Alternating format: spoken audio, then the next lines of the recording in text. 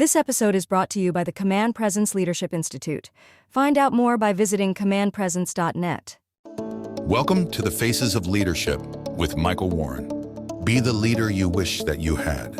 Hello, everybody, and welcome to the Faces of Leadership podcast, where we believe that leadership is about two things. It's about people and it's about actions. We talk with leaders from across society who are stepping up to do what they can, where they are with what they have. The question, though, remains, what can we learn from them? What can we learn from each other as we strive to be the leader we wish we had? Hello, everybody. My name is Michael Warren, and I'm your host. Thank you for being with us today. Hopefully, it's again today. In my opinion, folks, we have had a run of tremendous guests here recently, and I have good reason to believe that streak is going to continue today. So we save as much time as possible for some conversation that we've kind of prepped for that may be a little bit on the dorky side. I'm going to get the intro out quickly so that we can get the conversation started.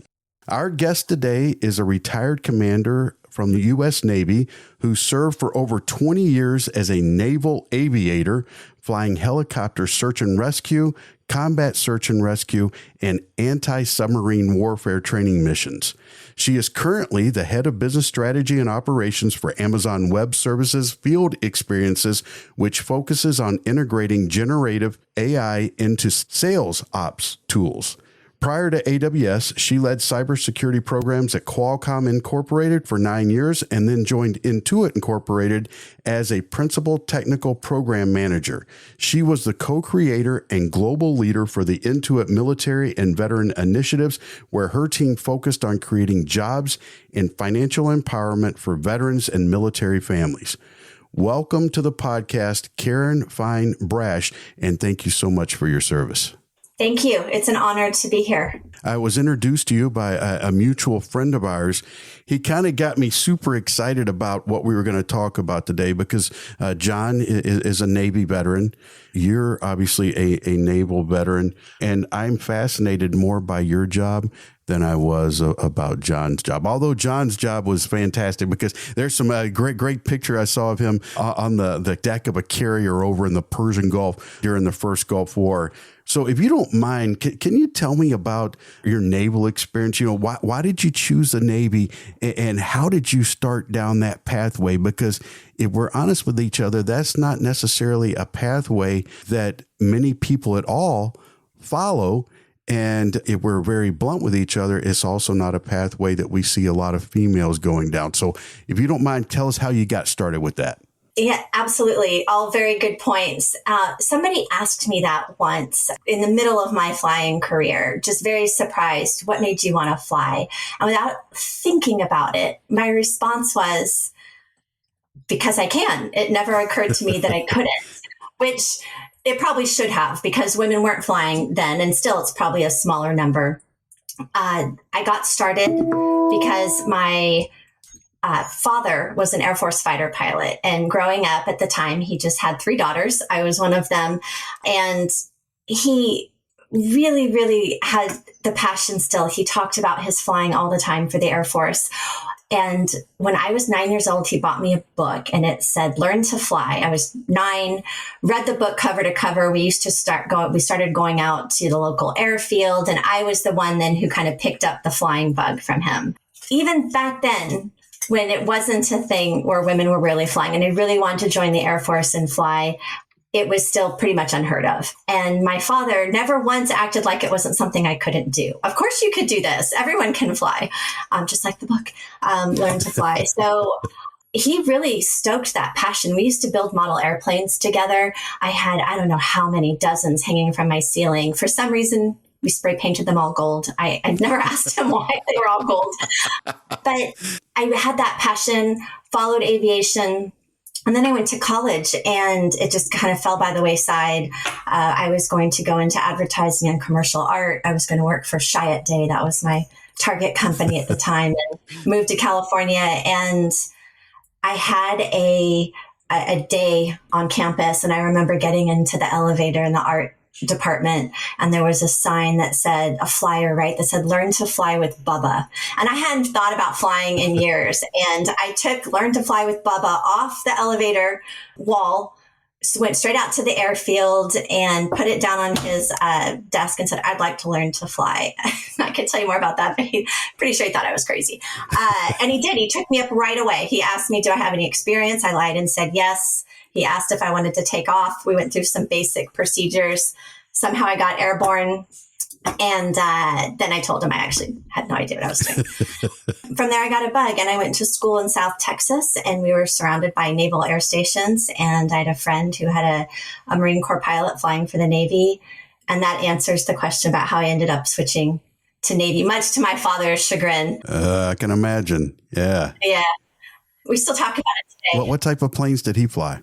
My dad flew F-4 Phantoms. Okay. I kind of got the aircraft bug myself. My dad was Air Force. He was enlisted, but I can remember back in the day, and he actually met my mom where we spent most of my childhood at Robins Air Force Base in Georgia. My dad's from Indiana and my mom's from Georgia. But I can remember as a kid, that was back before they moved the B-52s to Guam. The two big components that they had at the Robins were F-4 Phantoms and were much bigger aircraft than I imagined it in video, and the B-52s. But one of the things you said there, and I'm going to come back to it, 9 years old. Yeah. You found this thing that you're fascinated by, and the impact that your dad had, not only because how many people have their passions killed before they even get a chance to try it? You know, listen, you got to be more practical than that. Yeah.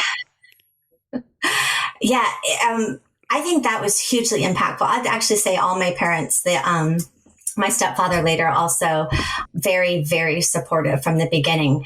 But the fact that my father, and I should say my mother too, but my dad being the pilot here, it never occurred to him I couldn't do it. He completely supported it. I didn't have the grades. I didn't have let's just say I didn't come across as your standard pilot of any military, or probably pilot in general.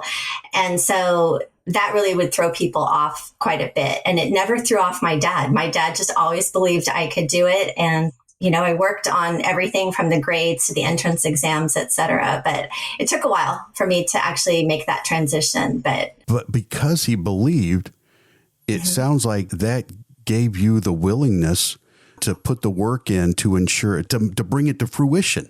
Yes. And that's probably one of the biggest takeaways just from everything that I've gone through, any transition in life. It's that belief system, right? The fact I grew up around somebody who believed, right? People who believed. And that really does set you up for success, because I believed. And after that, on my own, I always just believed I could do it. If I wanted to do it, I could make it happen.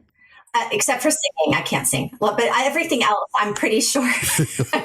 Just because I can't doesn't mean I won't, though, when it comes to singing. That's right. Watch out. but it's one of the things that I've talked about with a couple of our previous guests, and it's also something I try to bring up in our leadership classes, is that true leaders oftentimes are able to see the future of the person that they're leading. That yes. they can see much further into the future, and because they can do that, there's almost like they're the translator, and it's like translating that future you into what you have to do now. And I just think that's so powerful. It is, and it's interesting that you said that, because I thought that was just a belief I had just instinctively, but it does, as I've gained experience and worked in a variety of different environments. It's not everyone does that, but I really do feel like I used to joke that I was like Merlin from Camelot, because I could see backwards or live backwards. I could see the end. I remember not the end, but I could see what the future could potentially be. And I just worked towards it. And I think that visualization piece combined with the belief piece in, well, why not? What if? Right. As opposed to I can't. And that's just never been something that I've said. You know, I struggle with this, me personally, especially with my kids. Okay, because people say, hey, listen, you can be anything you want to be. I don't think that's true, because I think people get set up for disappointment and failure. I think that you have the opportunity to be what you're willing to work for. Mm-hmm. And it doesn't come free, and it doesn't necessarily come easy, but it's grounded in your willingness to get the grades and to do the work so that you could achieve what he knew you were capable of doing. That's 100% right. I say the same thing with my kids as well. It really matters that you want it bad enough and that you're willing to put the work in for it. So, the idea that you could just have anything and be anything, there's truth to that with the huge caveat of how much do you want it? Exactly. How much do you want to work for it? What are you willing to sacrifice? Because that's another thing that people don't probably give enough credit to. I mean, you're going to hear it in all the athletes, all of our Olympians and our new Olympians. What are you willing to sacrifice? Because yes, it's true if you're willing to sacrifice, if you have the vision and the grit really to power through the hard times, because the trail generally is just not paved with flowers. It's there's work to be done. And But you use the word grit, which happens to be the title of one of my favorite books, Grit by Angela Duckworth. Duckworth, yep. And she talks about tying successes, especially with kids, not to their talent, but to the work that they put in.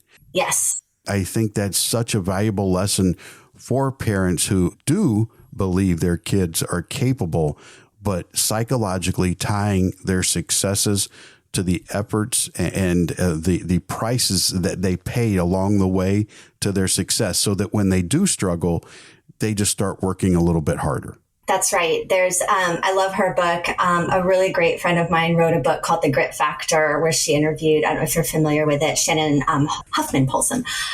Shannon has an amazing book where she interviewed a bunch of military leaders that she started with for that book. And again, it's called The Grit Factor. And I talk a little bit in one of her chapters about pushing through exactly what you're talking about right now, and how we talk to our children. And there's a lot more on this now than there was in the past of not everything is great and not everything has to be perfect, right? Failure along the way is to be expected. And so if it's you have to get straight A's and you never, get a B, maybe you're not trying hard enough, right? Like what's that level that Exactly. they're setting them up to? Because to me, failure is where you learn the most. And so having, kids push themselves and work towards something and understand that along the way, you're gonna get an F, or you're gonna fail something, or you're not gonna get the A.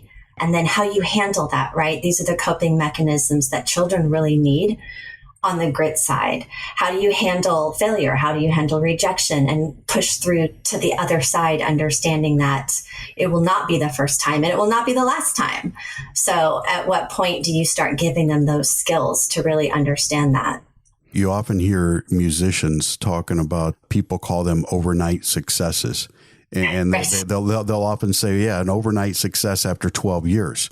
And Right. people don't see the rugged pathway that they had to go, the playing in dive bars and playing in front of nobody and sleeping in vans or in cars or whatever.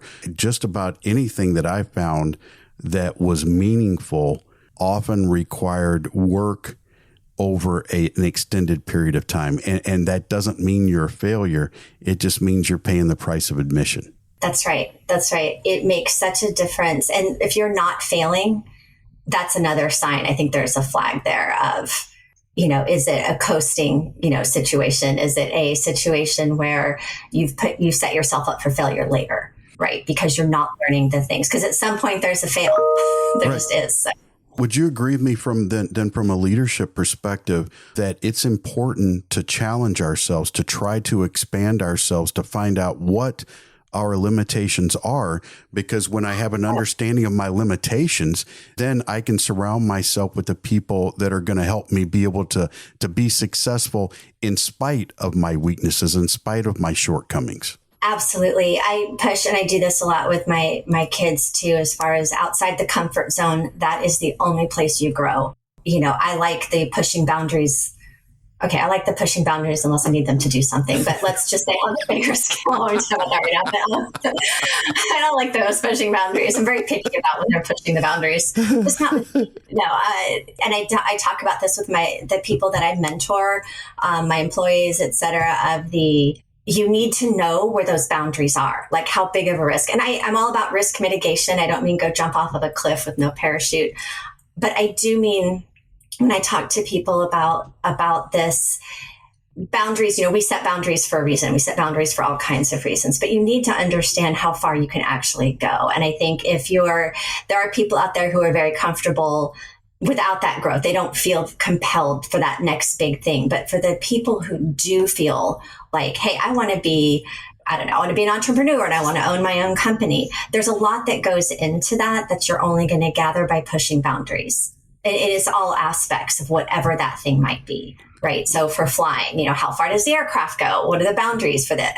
Pushing the edge of the envelope is, we would call it when you're flying is, where is that boundary? What is it capable of? What am I capable of? Instilling that in children at a young age of being able to manage the risk that's associated with that, but to also be able to accept some of those failures and learn. I mean, it's about risk mitigation, but risk mitigation cannot really truly come about until you know where those boundaries are. And listen, I'm not a pilot, but I love aircraft. They talk about you want to maintain a fuel reserve. Yes. Just in case something happens. It's a recognition that things could go wrong. And right. So I think that's a way of living life, though. And I think leaders, we have our people have that fuel reserve for those times where things go sideways, but we have to let them go up to that fuel reserve in order for them to grow and expand themselves to learn where those edges are.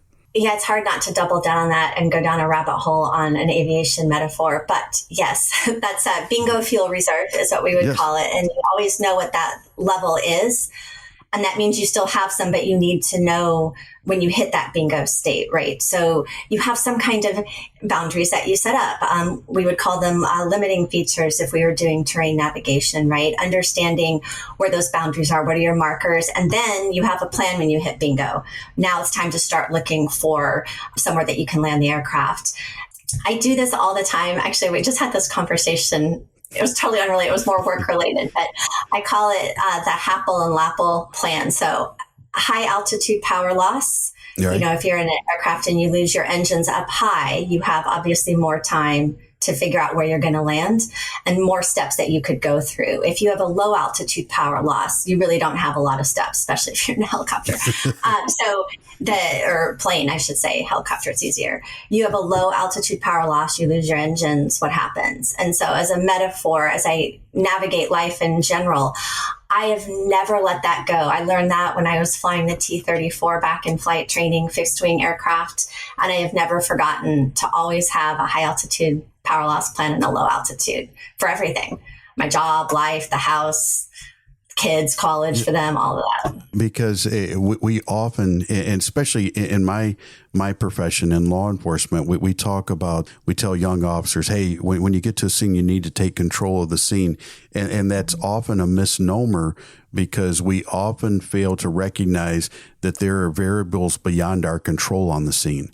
I can try to influence people at the scene, but the bad guy gets a vote in what happens as well. And despite my best laid plans, I think that we listen, this is going to be the get off my lawn part of this program right here, because as I'm getting older, I think one of the dangers with social media as it is in its current state is that kids never get to see the failures. All that gets posted in the TikTok videos and all that are the successes. And they see the people who are successful becoming quote unquote influencers, which I freaking hate that word in that context. Mm-hmm. But they only see the people that are successful. They don't see the ones who failed at this career and who didn't have any, was it bingo fuel as you called it? The fuel reserve, and they didn't have anything in reserve. And as a result, it was a catastrophic failure instead of one that could have been dealt with. That is exactly right. And it's having that. So there are just forces you can't control. And that comes into, you can weave that back into regular life as well. But these situations, you plan, and that's a big piece of all of this, right? Is there's got to be a plan to deviate from. Right. As much as I like to say, I can, look backwards and say, hey, I've got a vision. I can look backwards from that vision and make a plan, but that plan's never going to go exactly the way that, that I have it in my head. So there's the practice for it. There's the preparation that you have as a plan to deviate from when you actually get there. along the way, you're going to, like you said, and I can only imagine on the law enforcement side, the amount of variables that show up in any interaction. You say that about my profession, and I say that about yours, and I think we ought to look at the great philosopher Mike Tyson when he said, "Everybody has a plan until they get punched in the mouth." Yes. There's another one that's like that. The no plan survives contact with the enemy. Exactly. It could either be Patton or Moltke, whoever, Helmuth von Moltke. Yes. Moltke, I think you say his name. We'll go with Patton because I love Patton. All right, let's go with Patton. But it's true, whoever said it.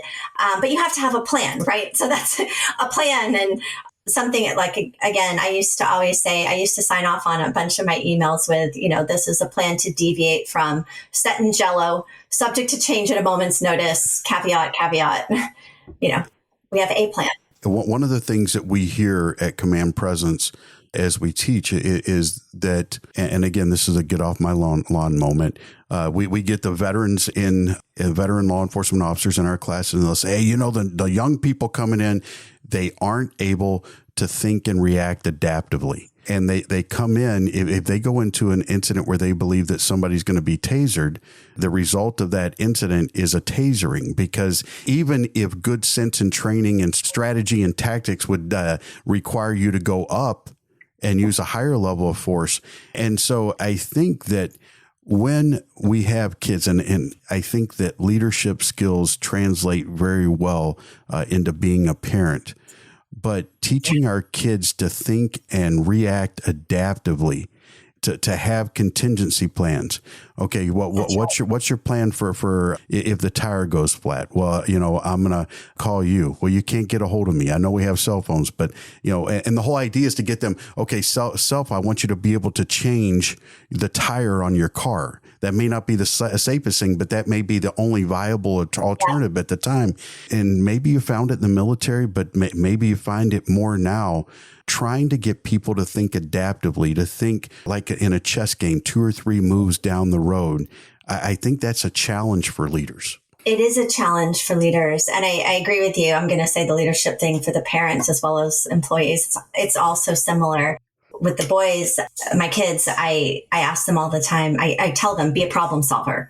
What are your options? Mm-hmm. And I don't do it for them. I do it from, I can't open this bag of Legos to what college am I going to go to? It's a great proud parent moment where I didn't do anything to help my older 2 get into college. They did it on their own.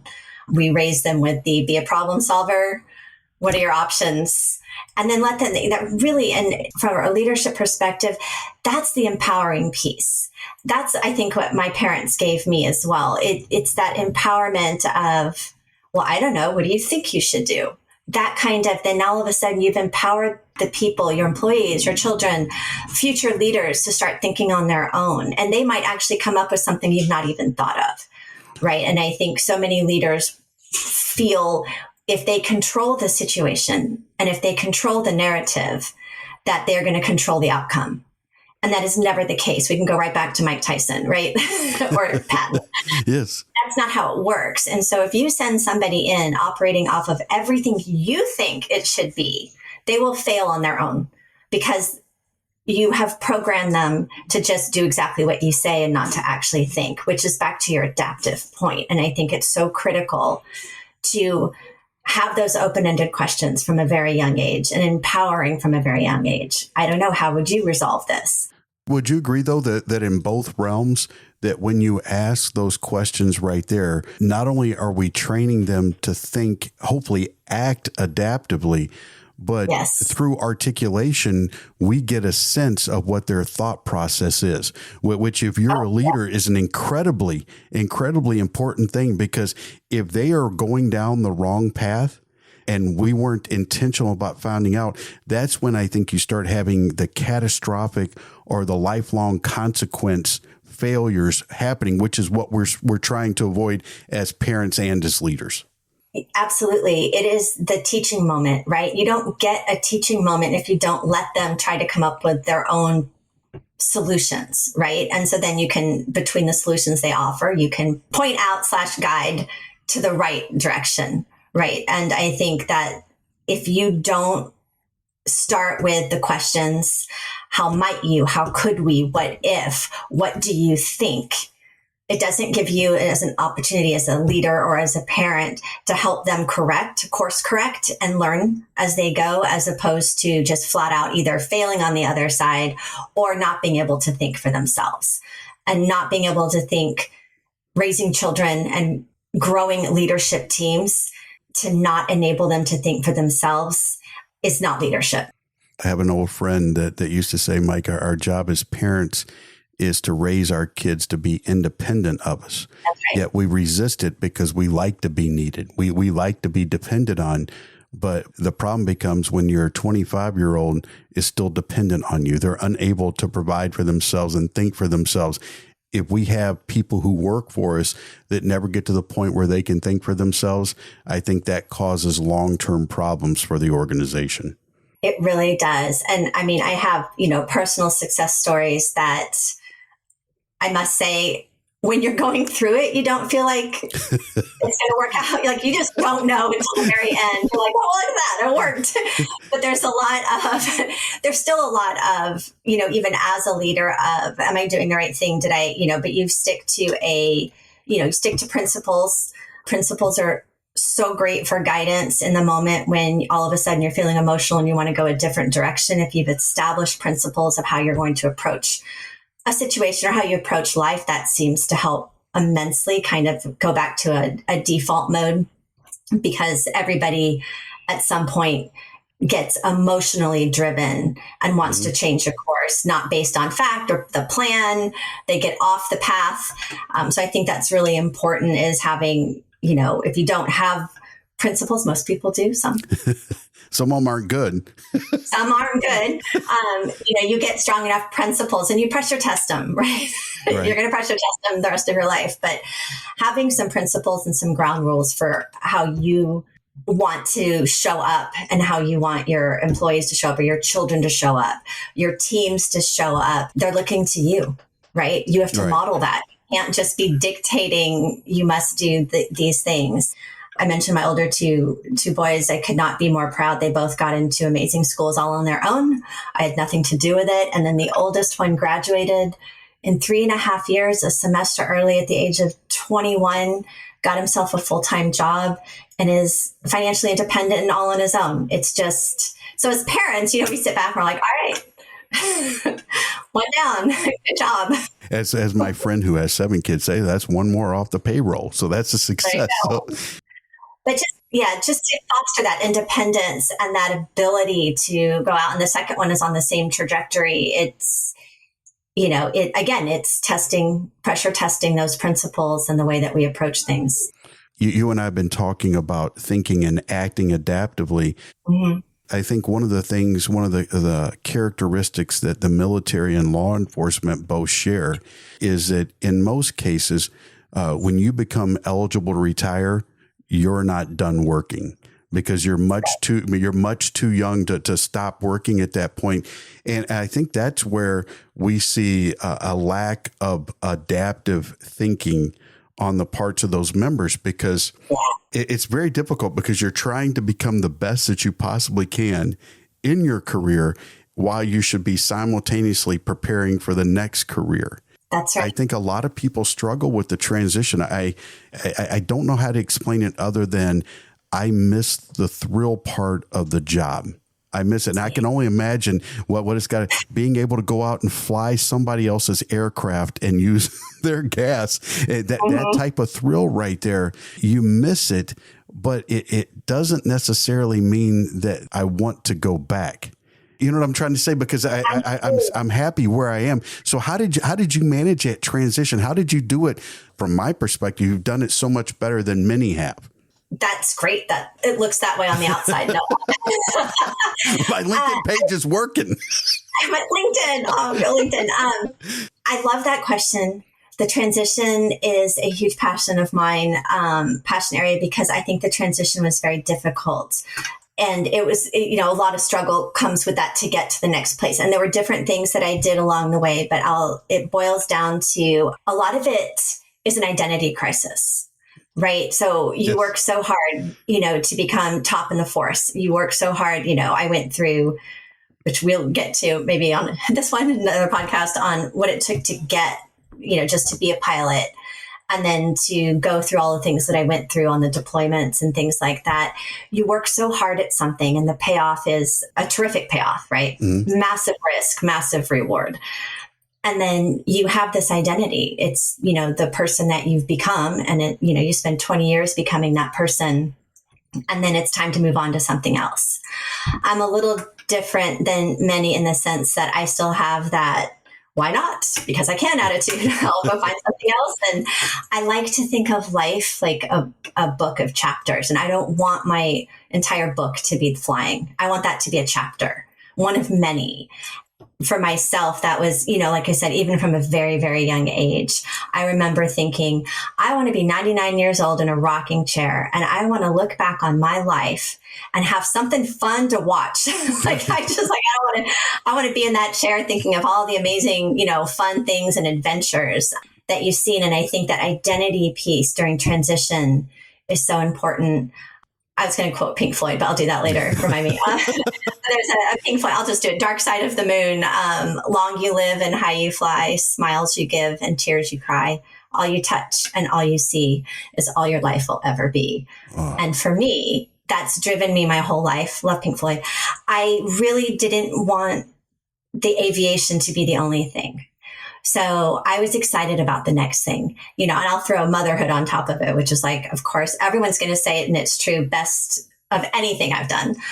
I like the next thing. I like some of the unknown. I like the adventures. And so I tend to tackle those things with what's next? How can I? What do I need to do? I'm internally competitive with myself. I don't want the fact that I flew for the Navy to be the only thing that I would talk about or be in my rocking chair thinking about. Does that make sense? Yeah, and so does. It's a mindset. It is a mindset that I follow. It's one of those things where it's not quite, I'm trying to find the median. Okay. Yeah. What I did wasn't just where I worked, but I also I didn't want it to become who I was. Mm-hmm. That middle ground. And I'll be honest with you, I struggle with that. One of the things I found that helps me a lot is I've been very fortunate to be around people that are constantly challenging me. I have a good friend, Brian Willis, always asking the question, what's important now? And a good friend of mine, Joe Willis, retired Army First Sergeant, one of the smartest guys I've ever met. Every once in a while I get a text from him and say, hey, what's the new thing? Well, what is it you've learned lately? Those type of things right there, never letting me be satisfied. Maybe you can explain it better than I can.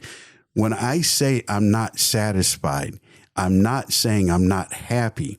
Just my way of saying that I'm not done growing. Right. There's more, right? You want to turn the page, right? There's you're reading a book and it's the, page turner kind of moment or kind of feeling. And, the transitions are hard, period.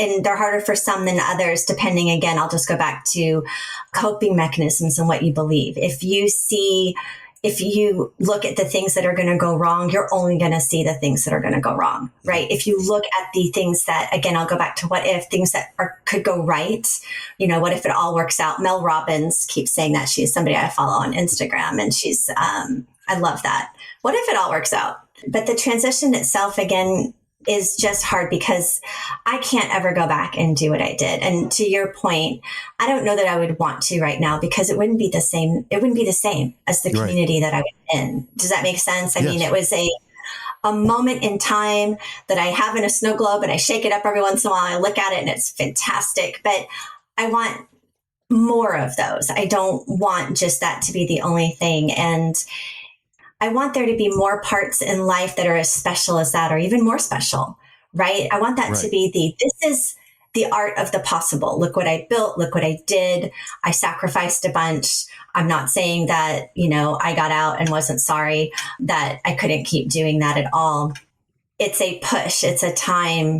The more you start looking towards that next thing that you're going to build, the easier it is, but you never you never forget it. You never not, wish that you hadn't done it, but Right. stop soon enough to get something else that you can work on and build up to be just as great, if not better. So this is the part that we may have to take out in editing, because I'm going to be very vulnerable with you right here.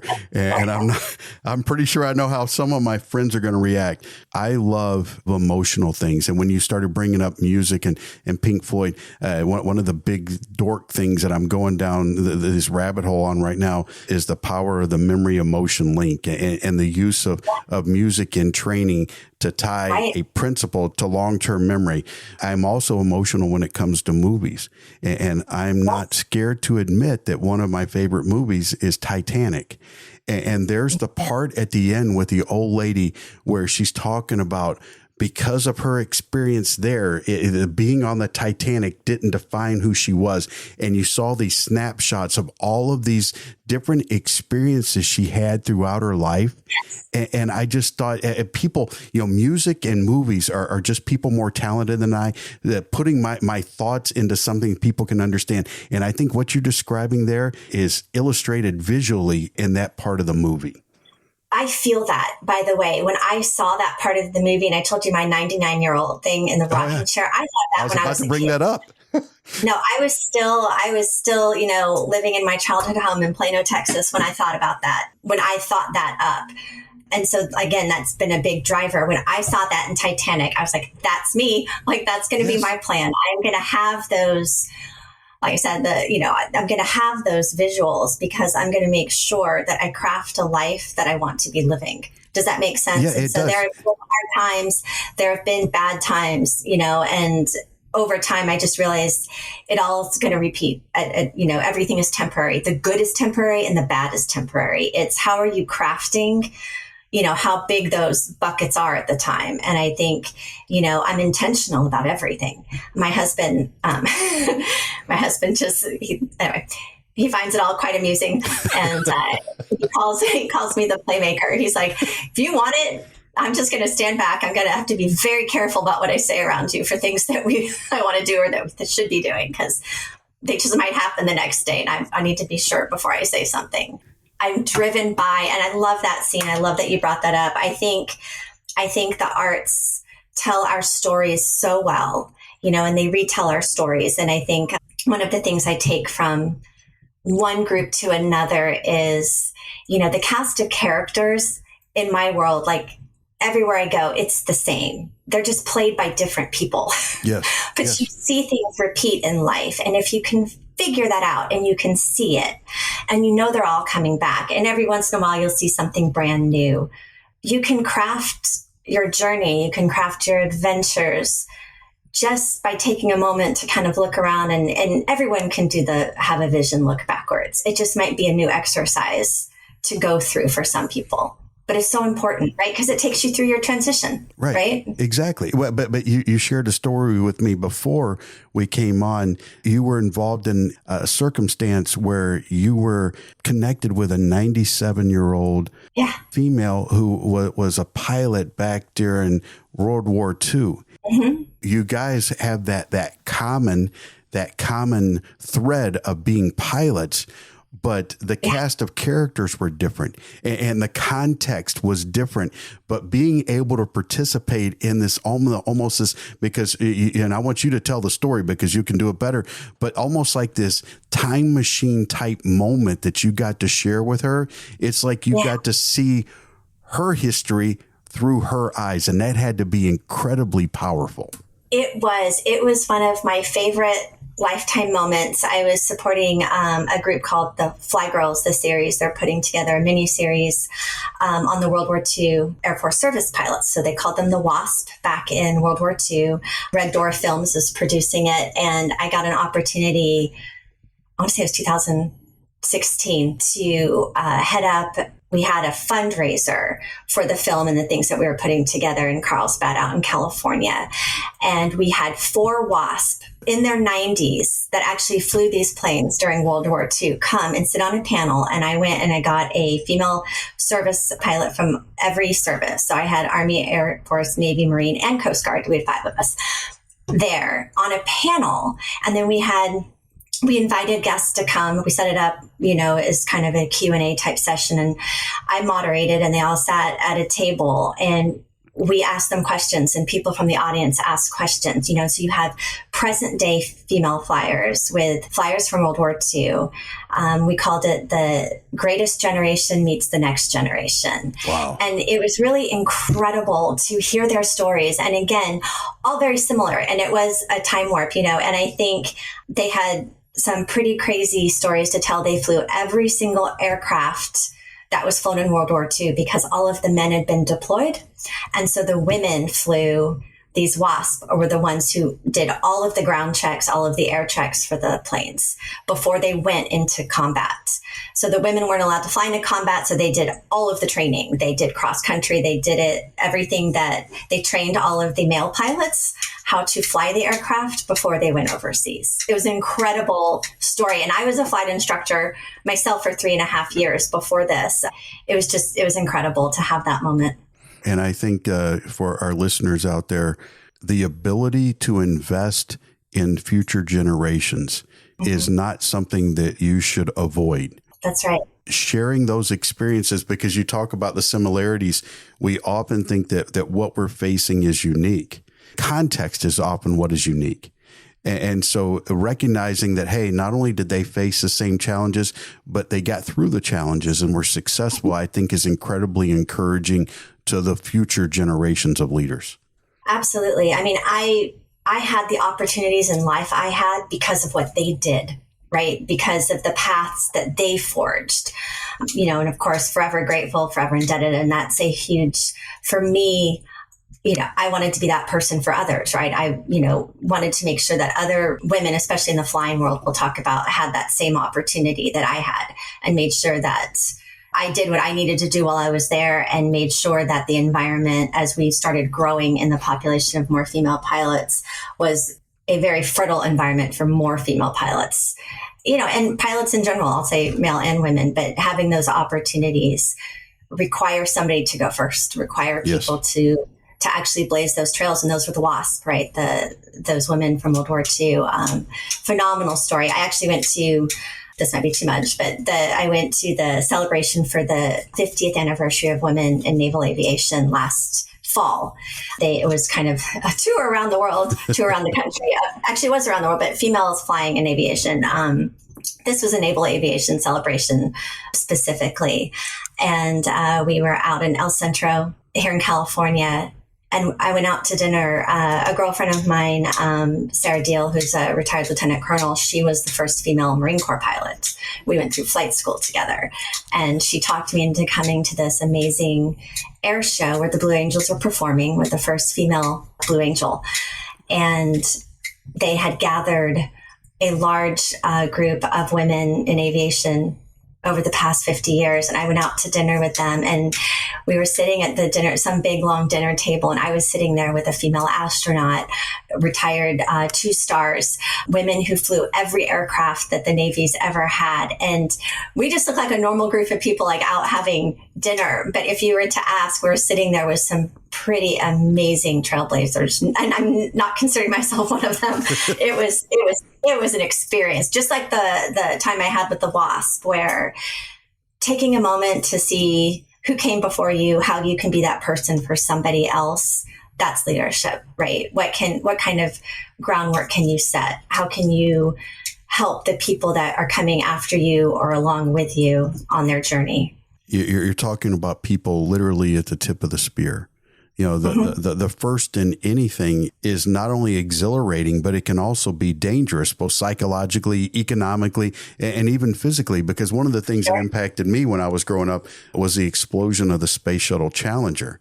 And it was traumatic to me, not just because we lost a group of astronauts, but it also happened to have the first non-astronaut member of the crew. And I believe her name was Christy McAuliffe, who happened to be a school teacher who had entered this contest to go up there.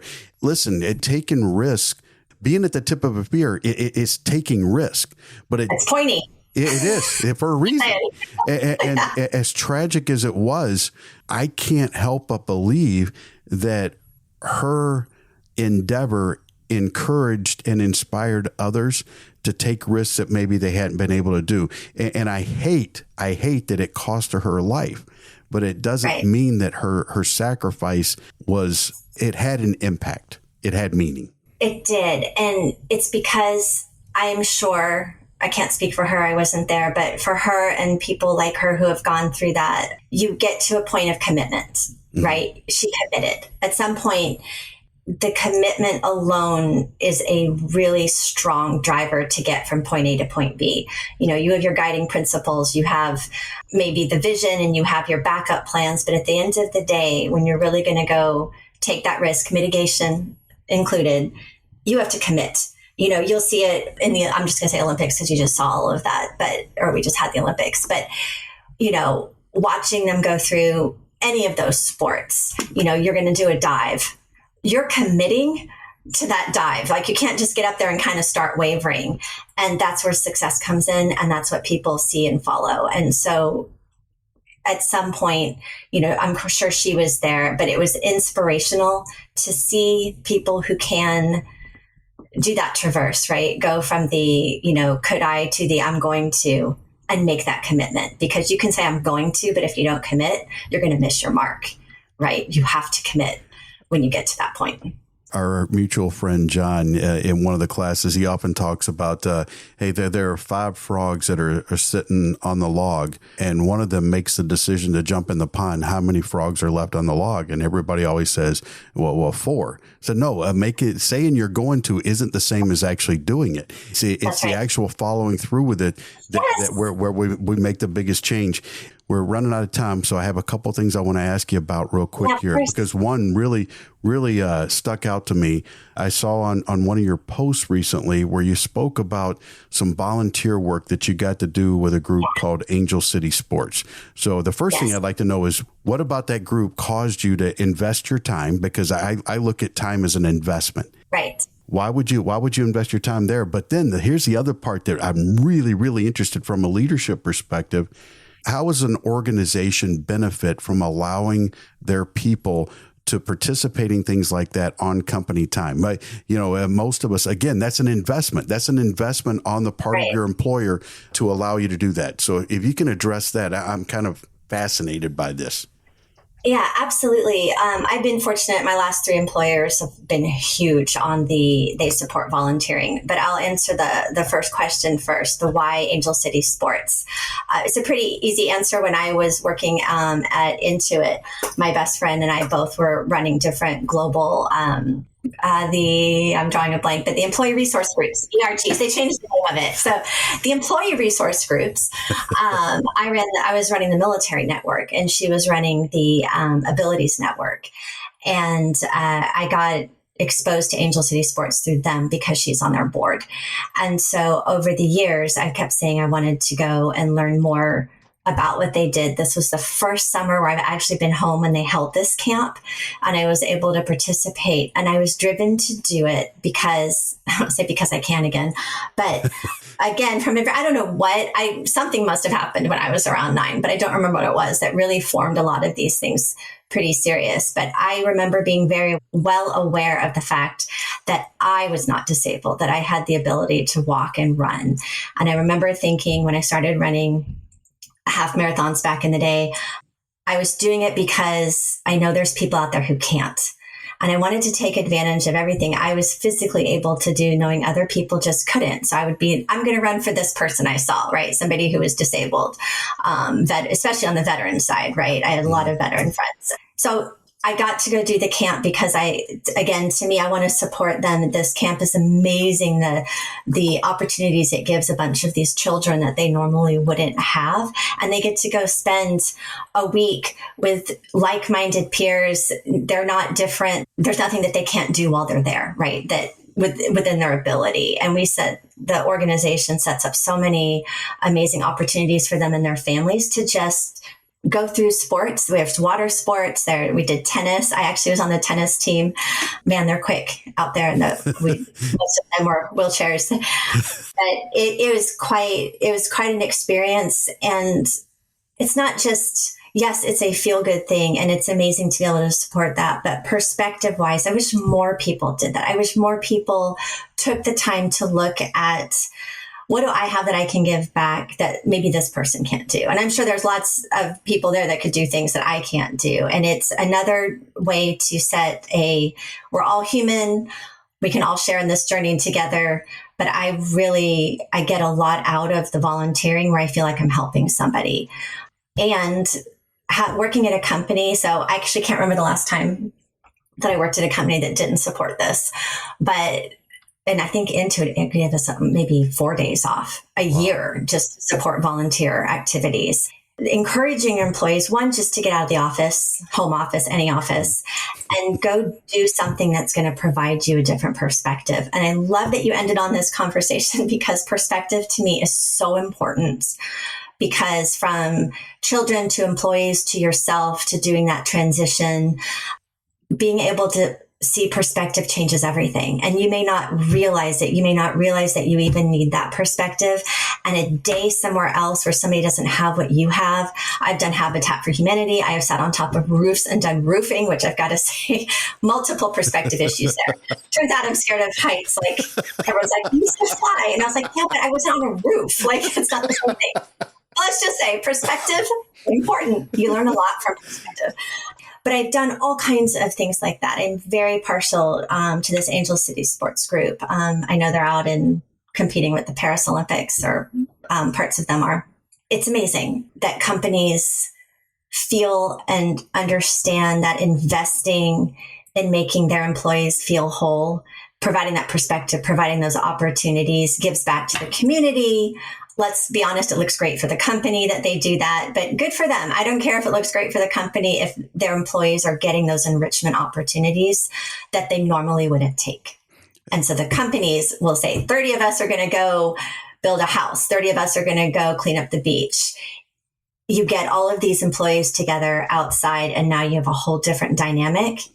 And it's just, again, more fertile soil for those employees. That's such a great way of looking at it. And again, I think it's a reframing of the perspective of, is this a cost or an investment? Right. And I think that when companies allow their folks to do that, it's an investment in their people and simultaneously an investment in the community. And that's just a win-win.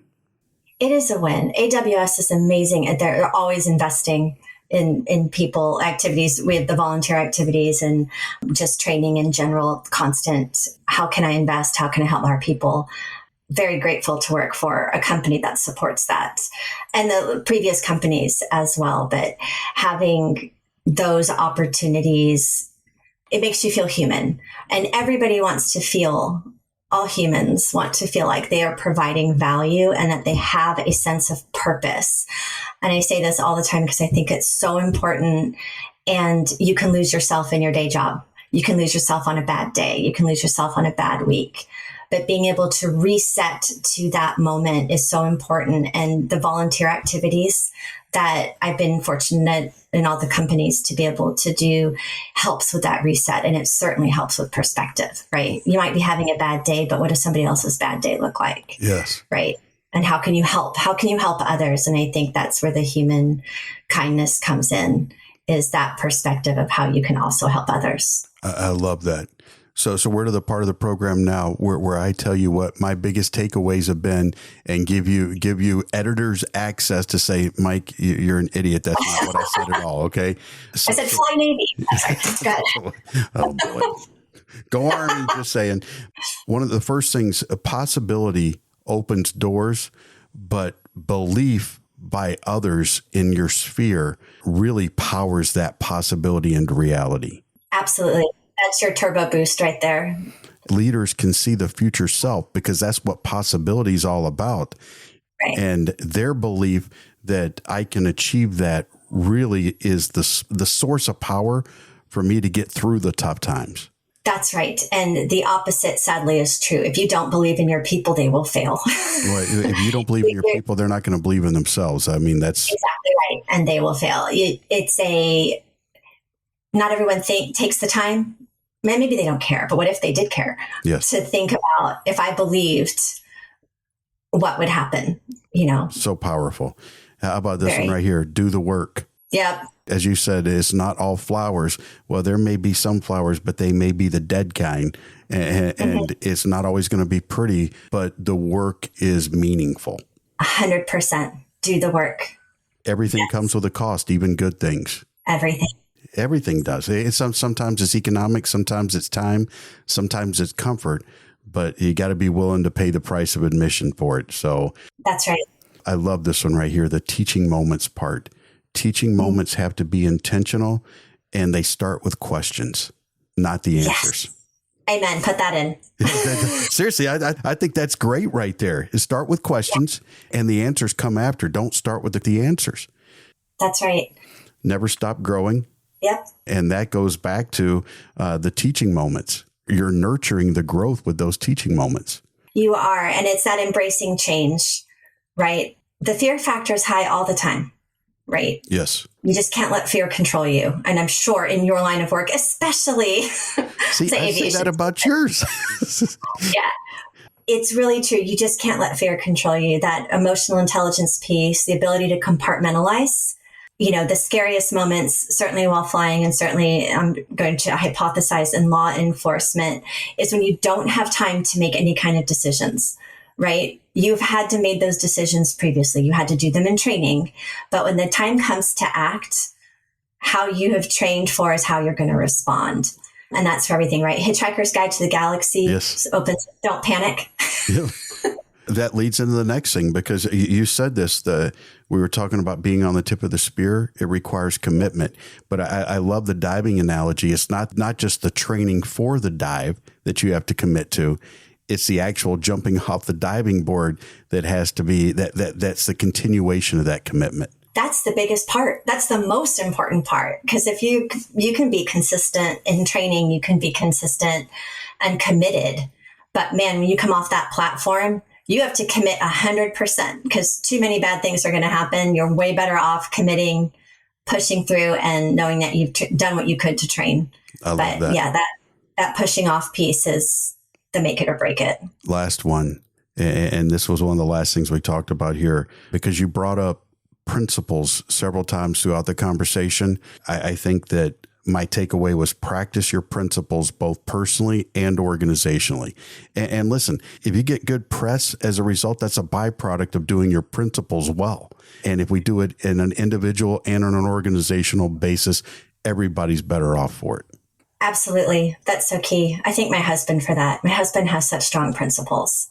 So it's a big, not that I didn't, but I feel like I've learned a lot from him. And I think anybody, either you have them, don't have them, have a lot of them, have bad principles, how your direction in life is going, I think is owed a lot to how willing you are to commit to your principles as well.